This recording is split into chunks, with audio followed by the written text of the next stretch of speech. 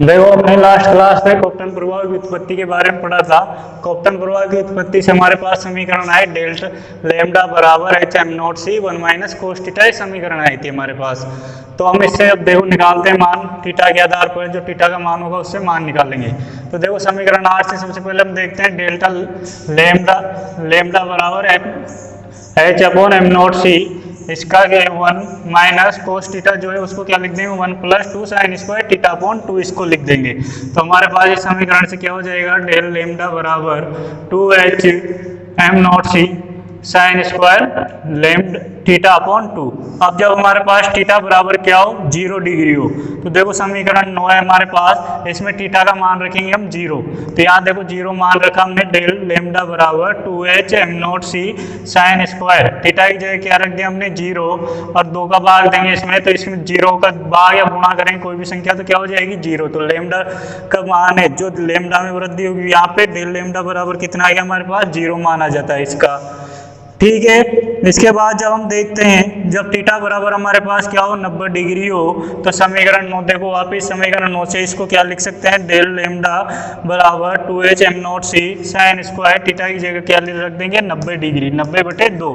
तो यहाँ पे 90 का भाग देंगे कितना हो गया 45 डिग्री, और साइन 45 का मान जो होता है वो कितना होता है अपना 1/√2। तो यहाँ पे देखो √2 को √2 से गुणा किया तो कितना हो गया, रूट हट जाएगा 1/2 आ जाएगा हमारे, जो प्लांक स्थिरांक होता है उसका मान हम रख देंगे इसमें कितना 6.62 × 10 की पावर -27। इलेक्ट्रॉन का द्रव्यमान कितना हो जाएगा हमारे पास 9.1 × 10 की पावर -28, और जो प्रकाश का वेग c है वो कितना हो जाएगा हमारे पास 3 × 10 की पावर 8। इन सारों को गुणा भाग करेंगे तो हमारे पास जो मान आएगा वो होगा 0.0242 ये मान आ जाएगा, 242 एंगस्ट्रॉम तरंग दैर्ध्य का ये मान आ जाएगा। जब कब, जब थीटा बराबर कितना हो 90 डिग्री। इसी प्रकार से जब थीटा बराबर कितना हो 180 डिग्री, तो अब इसमें जैसे हम मान रख रहे थे थीटा का वैसे ही मान रख देंगे इसमें भी। तो देखो यहाँ पे क्या हो जाएगा, डेल लैम्डा बराबर two H M not C sine square 180/2।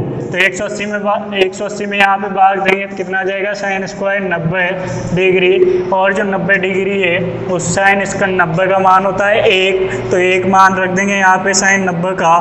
तो यहाँ पे क्या हो गया, डेल लैम्डा बराबर देखो ये पूरा 1 से गुणा करेंगे तो ये बचेगा, तो ये 2 का 2 लिख दिया हमने। देखो एच अपॉन एम नॉट सी, ये देखो एच अपॉन एम नॉट सी को गुणा भाग किया था, कितना आया था हमारे पास 0.0242 आया था।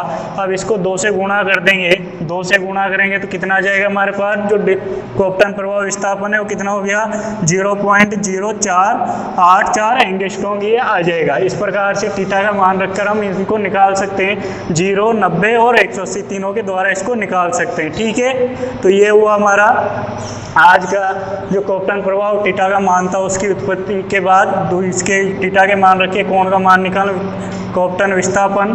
अब इसके बाद हम पढ़ेंगे इसका कोप्टन प्रभाव का प्रायोगिक सत्यापन।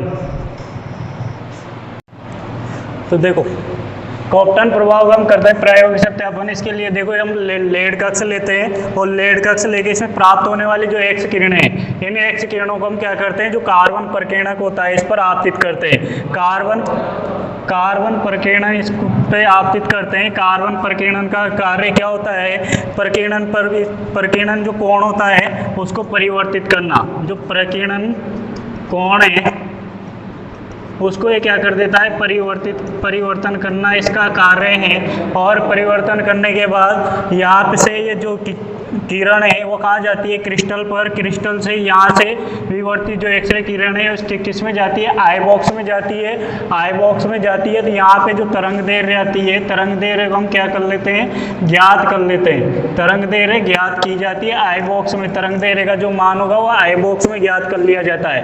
और जो आई बॉक्स में तरंग दैर्ध्य का मान ज्ञात किया जाता है वो क्या होता है, हमें बढ़ा हुआ यानी कि वृद्धि हो जाती है। इस तरंग दैर्ध्य के प्रभाव के मान में क्या हो जाती है, वृद्धि हो जाती है। और हमारा जो कॉप्टन प्रभाव है वो क्या है, तरंग दैर्घ्य के मान में वृद्धि को दर्शाता है। तो यहाँ भी क्या हो रही है, तरंग दैर्घ्य में वृद्धि होती है, यानी कि इसका सत्यापन होता है कि जब धातु के क्रिस्टल पर यहाँ पे किरण आपतित की जा रही है तो तरंग दैर्घ्य के मान में क्या हो जाएगी, वृद्धि हो जाएगी। तो हमारा कॉप्टन प्रभाव के बाद अगला टॉपिक है डी ब्रोगली द्वैतता का सिद्धांत। डी ब्रोगली ने बताया कि कोई भी कण होता है वो कितने प्रकार की प्रकृति प्रदर्शित करता है, दो प्रकार, कोई भी गतिशील कण होगा वो दो प्रकार की प्रकृति प्रदर्शित करता है। तो यहाँ पे देखो जो गतिशील कण है, एक तो कौन सी प्रकृति प्रदर्शित करता है, तरंगीय प्रकृति, और एक कौन सी प्रकृति प्रदर्शित करता है, कणीय प्रकृति। यानी कोई भी कण जो होगा वो दो प्रकार की प्रकृति प्रदर्शित करता है। और जो इस कण की प्रकृति है इसको हम किस नाम से जानते हैं, द्वैत प्रकृति के नाम से जानते हैं। और द्वैत प्रकृति के नाम से जानते हैं तो ये सिद्धांत जो है किसके नाम से जाना जाता है, डी ब्रोगली की द्वैतता का सिद्धांत के नाम से जाना जाता है। कोई भी गतिशील कण होगा वो दो प्रकार की प्रकृति प्रदर्शित करेगा, कणीय और तरंगीय। कणीय, तरंगीय, और ये दो प्रकार की प्रकृति के कारण जो पदार्थ है वो द्वैत प्रकृति, और जो सिद्धांत है उसको हम क्या कहते हैं, डी ब्रोगली की द्वैतता का सिद्धांत कहते हैं। ठीक है, अब जैसे यहाँ पे देखिए, जैसे प्रकाश के लिए हम बात करें, जो प्रकाश होता है, प्रकाश जो होता है उसमें देखो जो उसके विवर्तन, व्यतिकरण है, विवर्तन, व्यतिकरण वगैरह होते हैं। ये तो उसकी विवर्तन हो गया, विवर्तन, और एक हो गया हमारा व्यतिकरण। तो ये तो प्रकाश की कौन सी प्रकृति को प्रदर्शित करते हैं, तरंगीय प्रकृति को। और इसी प्रकार से जो है प्रकाश विद्युत प्रभाव, और एक होता है हमारा कॉम्पटन प्रभाव, जो भी पढ़ा था हमने थोड़ी देर पहले, प्रभाव। ये जो है प्रकाश की जो कण है उसकी कौन सी प्रकृति को, कणीय प्रकृति को प्रदर्शित करते हैं। अतः कोई भी जो गतिशील कण होता है वो कितने प्रकार की, दो प्रकार की, कणीय और तरंगीय, इसकी कारण द्वैत प्रकृति। और जो सिद्धांत उसको द्वैतता का सिद्धांत, जैसे उदाहरण देखें, प्रकाश जो विवर्तन और व्यतिकरण की घटनाएं होती है वो तो तरंगीय प्रकृति को दर्शाती है, और जो प्रकाश विद्युत प्रभाव, कॉम्पटन प्रभाव, ये कणीय प्रकृति को दर्शाती है। और जो ये प्रकृतियां होती है, ये प्रकृतियां क्या होती है, एक दूसरे के पूरक होती है, एक दूसरे के पूरक होती है। पूरक होने के कारण जब एक अदृश्य होती है, एक अदृश्य हो तभी के दूसरी क्या होगी, प्रेक्षित होगी। दोनों एक साथ नहीं होगी, जब एक अदृश्य होगी दूसरी प्रेक्षित होगी, दूसरी अदृश्य होगी तो पहले प्रेक्षित होगी। इस प्रकार से एक दूसरे की क्या होती है, पूरक होती है। ऑब्जेक्टम डी ब्रोगली का गणितीय रूप। तो हमने देखा कण जो है कितने प्रकार की गति दर्शाता है, दो प्रकार की प्रकृति प्रदर्शित करता है, एक तो कणीय और एक तरंगीय। इसमें देखिए जब गतिशील कण कणीय गति प्रदर्शित करता है तो इस कण की जो ऊर्जा होती है इसको हम किसके द्वारा प्रदर्शित करते हैं, आइंस्टीन समीकरण के द्वारा। आइंस्टीन समीकरण क्या होती है हमारी, E बराबर mc², ये होती है इसकी कणीय प्रकृति को प्रदर्शित करने के लिए। इसके बाद यदि कण की प्रकृति कौन सी हो, तरंगीय प्रकृति हो, तो इसकी ऊर्जा को हम प्लांक सिद्धांत के द्वारा प्रदर्शित कर सकते हैं। देखो प्लांक सिद्धांत के अनुसार क्या हो जाएगी, E बराबर hν, समीकरण 2 होगी हमारे पास। समीकरण 1 और 2 से देखो यहाँ पे क्या है, E बराबर mc² और यहाँ पे क्या है, E बराबर hν। तो hν बराबर हम क्या लिख सकते हैं, इससे mc² लिख सकते हैं। लेकिन हम जानते हैं ν बराबर क्या होता है, c/λ होता है। तो यहाँ से जो है ν का मान रख देंगे इसमें, तो देखो क्या हो जाएगा, h और ν की जगह मान रख दिया c/λ बराबर क्या हो गया, mc²। अब देखो यहाँ पे आगे लैम्डा आगे लेके आए, यहाँ पे ले आए, तो लैम्डा बराबर क्या हो गया, c से c कट गया, तो यहाँ पे क्या बचा, h/mc, लैम्डा बराबर h/mc। ये होगी समीकरण 3। और जो ये समीकरण है ये प्रकाश के वेग से गति करने वाले जो कण है उन पर ये लागू होती है। अगर हम अब बात करें सामान्य कणों की, तो सामान्य कणों के लिए क्या होगी, एक बार इसका स्क्रीनशॉट लो जल्दी से, उसके बाद देखते हैं आगे। तो देखो हमारे पास समीकरण क्या है, लैम्डा बराबर h/mc, जो किसके लिए है, प्रकाश के, जो प्रकाश है उसके समान वेग से गति करने वाले कणों के लिए। लेकिन हम सामान्य कणों के लिए जो प्रकाश का वेग चाहिए, इसको हम किसके, सामान्य कणों का जो वेग v होता है उसके द्वारा क्या करते हैं, प्रतिस्थापित कर दे। तो c की जगह हम क्या ले लेंगे, v ले लेंगे। तो यहाँ पे समीकरण 3 से देखो क्या हो जाएगा, लैम्डा बराबर h/m, और यहाँ पे देखो c के स्थान पे क्या लिख दिया हमने, v। तो ये हो गया लैम्डा बराबर h/mv समीकरण 4। और जो समीकरण 4 है वही क्या कहलाती है, हमारी डी ब्रोगली समीकरण कहलाती है। लेकिन देखो हम जानते हैं जो संवेग बराबर है वो क्या होता है, द्रव्यमान इंटू वेग, यानी कि P बराबर m इंटू वी। तो यहाँ समीकरण 4 से देखो mv की जगह हम क्या लिख सकते हैं, P लिख सकते हैं। तो h/ क्या हो गया, लैम्डा बराबर h/ क्या हो जाएगा, P हो जाएगा। और यहाँ से अगर हम h को हटाएं जो क्या है, एक प्लांक स्थिरांक है, तो यहाँ पे देखो क्या हो जाएगा, लैम्डा व्युत्क्रमानुपाती संवेग। यानी कि समीकरण 5 से हमें स्पष्ट है कि किसी भी गतिमान कण से जो संबंध तरंग दैर्घ्य होती है वो उसके वेग की क्या होती है, व्युत्क्रमानुपाती होती है। यानी कि तरंग दैर्घ्य का मान बढ़ेगा तो वेग का मान घटेगा, और इसका मान घटेगा तो इसका मान क्या, तरंग दैर्घ्य का मान क्या हो जाएगा, बढ़ जाएगा। ठीक है, अब आपकी तो थोड़ी देर में अगली क्लास स्टार्ट हो रही है जूलॉजी की। Good morning. आज हम अध्ययन करेंगे श्वसन की कार्यकी, physiology of respiration. Physiology of respiration को 4 स्टेप में डिवाइड किया गया है। फर्स्ट स्टेप है फुफ्फुसीय संवर्धन, सेकेंड है गैसों का मिश्रण द्वारा विनिमय, थर्ड है O2 CO2 का परिवहन। ये परिवहन जो होता है ये रुधिर के द्वारा होता है ना।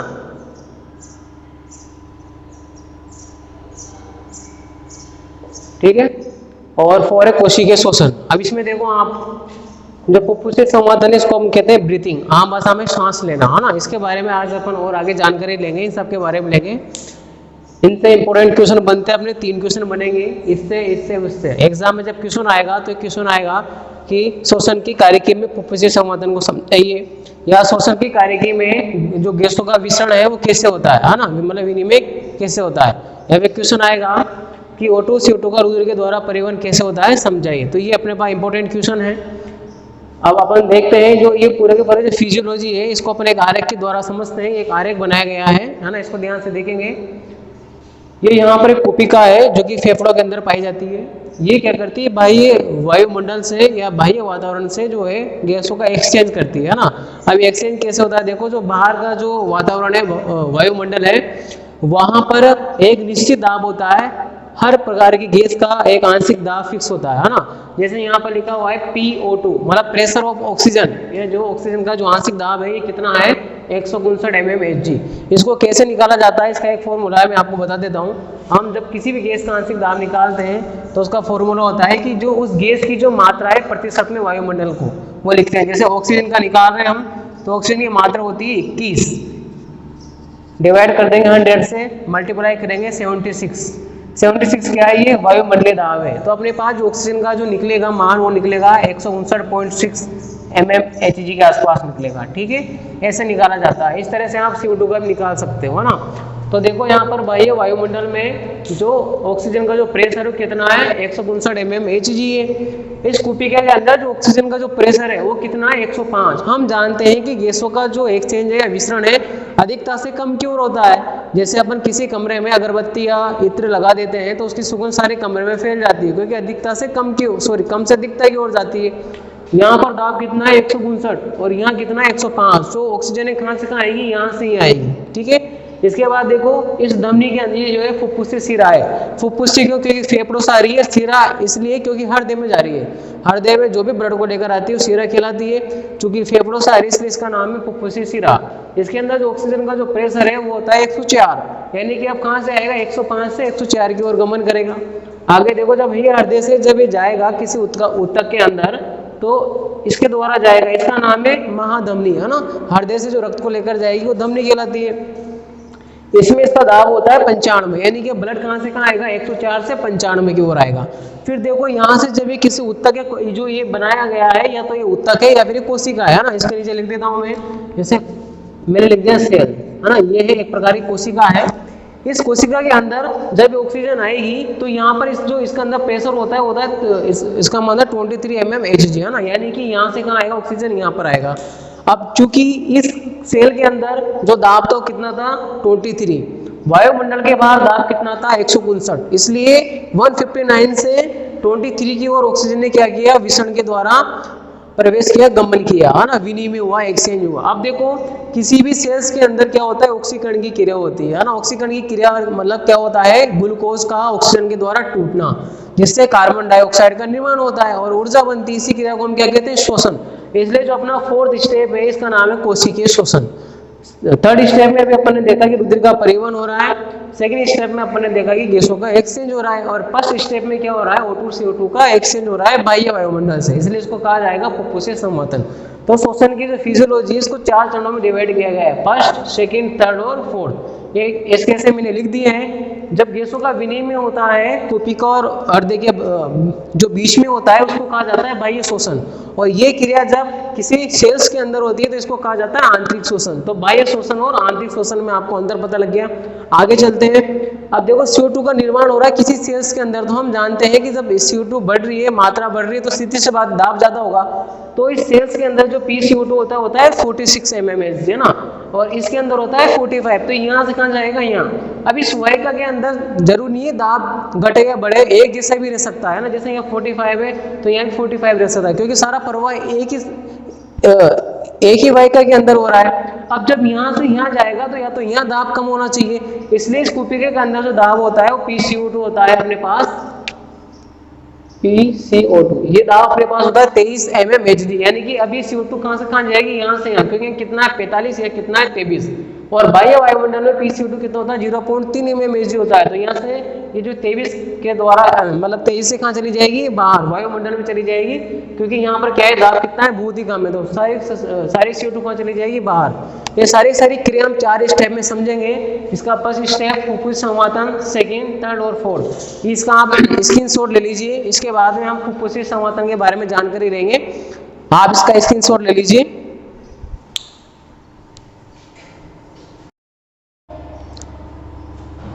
देखो उसका स्क्रीनशॉट आपने ले लिया होगा। आगे देखो, अब फुफ्फुसीय संवर्धन हम अपना फर्स्ट चरण है, फर्स्ट स्टेप है, वो शुरू करने वाले हैं। देखो क्या होता है, जो श्वास लेने की जो क्रिया है उसको फुफ्फुसीय संवर्धन या ब्रीथिंग कहा जाता है, या फिर हम जो गैसों का वायुमंडल से फेफड़ों में जो विनिमय करते हैं या एक्सचेंज करते हैं उसको फुफ्फुसीय संवर्धन कहा जाता है। या आम भाषा में एक और लैंग्वेज है, ऑक्सीजन का फेफड़ों में प्रवेश तथा CO2 का बाहर निकलना। ये क्रिया क्या कहलाती है, फुफ्फुसीय संवर्धन कहलाती है ना, जो कि 2 चरणों में पूर्ण होती है। पहला चरण है निःश्वसन, इंस्पायरेशन, एंड 2nd इसका चरण है उच्च श्वसन, जिसको बहिःश्वसन भी कहा जाता है, और इंग्लिश में इसको कहा जाता है एक्सपायरेशन। अब अपन इसका पहला स्टेप पढ़ेंगे, निःश्वसन। देखो निःश्वसन, इंस्पायरेशन, यहाँ पर आप लोग देखोगे मैंने एक आरेख के द्वारा इसको समझने की थोड़ी सी कोशिश की है। सबसे पहले क्या होता है, देखो हम सांस ले रहे हैं। देखो एक बार सभी सांस लेकर देखेंगे, जो सांस लें अपन, तो सांस लेने पर क्या होता है, ये देखो ये पसलियां बाहर आ रही है ना, भयंतरा परसुपेशियां बाहर आ रही है, एक्टिव सक्रिय हो रही है, डायफ्राम नीचे की तरफ जा रहा है, वक्ष गुहा का आयतन बढ़ रहा है, क्योंकि जैसे ही ये पसलियां बाहर आएंगी ना तो फेफड़ों में दाब में क्या होगी, थोड़ी सी कमी हो जाएगी। जैसे दाब में कमी होगी तो फेफड़े सक्रिय रूप से ऑक्सीजन को अंदर ग्रहण करेंगे, है ना। इस सारी क्रिया का एक आरेख बनाकर मैंने आपको समझाया है। देखो क्या होता है, सबसे पहले डायफ्राम की जो अरिय पेशी है, रेडियल पेशी है, उसमें संकुचन होता है ना। संकुचन होने पर क्या होगा, डायफ्राम कैसा हो जाता है, चपटा, क्योंकि डायफ्राम 2 स्थिति में होता है, एक तो गुंबदनुमा होता है और एक चपटा। गुंबदनुमा यूं होगा ऐसे करके, जैसे ये वाली स्ट्रक्चर है गुंबदनुमा। ये जब होते हैं जब हम सांस बाहर निकालते हैं, इसके बाद में ये फ्लैट होता है ऐसे। ये कब होगा, जब हम सांस अंदर लेते हैं, है ना। तो ध्यान रखेंगे, थोड़ा सा उल्टा सिस्टम चलता है। ये डायफ्राम कैसा हो जाएगा, चपटा। जैसे डायफ्राम चपटा होगा तो वक्ष गुहा के आयतन में क्या होगी, वृद्धि। ये अपनी वक्ष गुहा है ना, ये जो छाती के अंदर ये जो पसलियां हैं, इसके अंदर की जो गुहा है उसको वक्ष गुहा कहा जाता है, ठीक है। इसमें क्या होगी, वृद्धि होगी। जैसे वक्ष गुहा का आयतन बढ़ेगा तो क्या होगा, फेफड़ों पर दाब में क्या आएगी, कमी आएगी।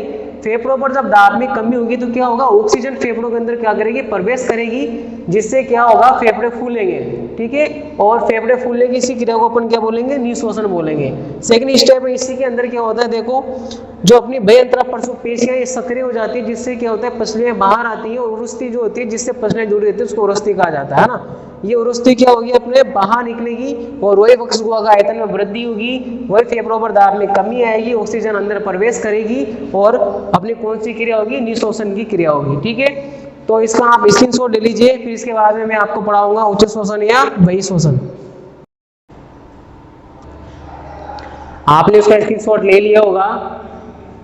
सेकंड स्टेप है अपना बहिःश्वसन। देखो क्या होता है, जैसे फेफड़ों में प्रत्यक्ष परिक्षेप की क्रिया होती है ना, जिससे क्या होता है फेफड़े अपनी वापस सामान्य स्थिति में आते हैं। जैसे फेफड़े अपनी वापस सामान्य स्थिति में आएंगे तो फेफड़ों पर दाब लगेगा, जिससे फेफड़ों के अंदर जो CO2 है वो CO2 कहाँ निकल जाएगी, बाहर। सेकंड स्टेप में क्या होता है, डायफ्राम के हरे पेशियों में सिकुड़न होता है।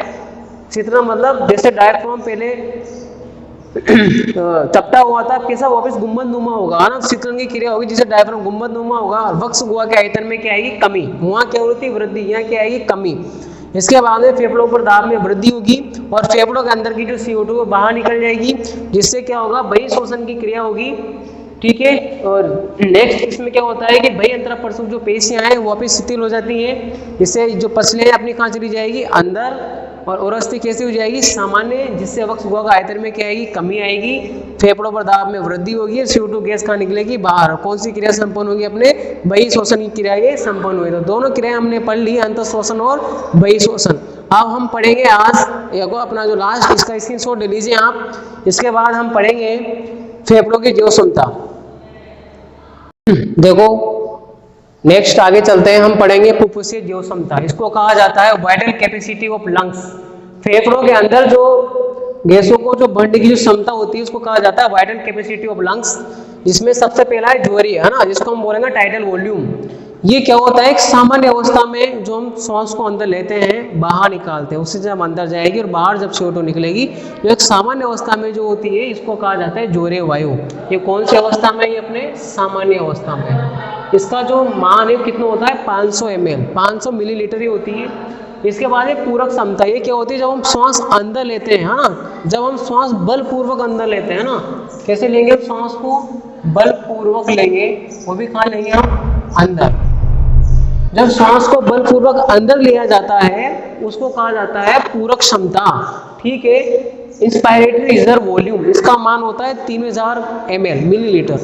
उसके बाद में जब श्वास को बलपूर्वक बाहर निकालते हैं इसको कहा जाता है संपूरक क्षमता। ये क्या है, बलपूर्वक बाहर निकालने की क्रिया, है ना, इसको कहा जाता है एक्सपायरेटरी रिजर्व वॉल्यूम। इसका मान होता है 1100 ml। जब हम इन सबको जोड़ देंगे तो वो हमारी कहलाएगी फुफ्फुसीय जीव क्षमता, वाइटल कैपेसिटी ऑफ लंग्स। यानी कि vital capacity of lungs is equal to TB plus IRV plus ERV। इसका मान होता है 500, इसका 3000 और इसका 1100। टोटल मिला के अपने पास हुआ है 4600 मिलीलीटर। ठीक है, ये अपनी जीव क्षमता है। अब कुल फेफड़ों की जीव क्षमता क्या होती है कि जो वाइटल कैपेसिटी है, इसके अलावा भी फेफड़ों के अंदर कुछ ऑक्सीजन, पूरी की पूरी ऑक्सीजन बाहर नहीं निकलती है, फेफड़ों के अंदर कुछ मात्रा में ऑक्सीजन रह जाती है, उसको कहा जाता है रेसिडुअल वॉल्यूम। यानी कि जब आदमी मर जाता है और पानी में तैरता है, वो इसी वजह से तैरता है क्योंकि उसकी जो फेफड़े उसमें कुछ वायु भरी रहती है। जो शेष बची जो वायु है जो फेफड़ों में हमेशा भरी रहेगी उसको कहा जाता है रेसिडुअल वॉल्यूम, अवशेषी वायु, है ना। इसका मान होता है 1200। यानी कि जब कुल अपन क्षमता निकालेंगे फेफड़ों की तो उसमें हम क्या करेंगे, जो वाइटल कैपेसिटी है उसमें रेसिडुअल वॉल्यूम जोड़ देंगे, यानी कि VC प्लस RV। इसका मान तो अपने निकाल कितना होता है 4600, और एक जो फेफड़ों के अंदर जो भरी रहती है हमेशा वो कितनी 1200, टोटल मिला कितना हो 5800। यानी कि अपने फेफड़ों की जो कुल फुफ्फुसीय क्षमता कितनी है 5800 ml। ठीक है, आज की क्लास यही समाप्त होती है। इसका आप स्क्रीनशॉट ले लीजिए, फिर हम आगे जानकारी लेंगे कल। Thank you.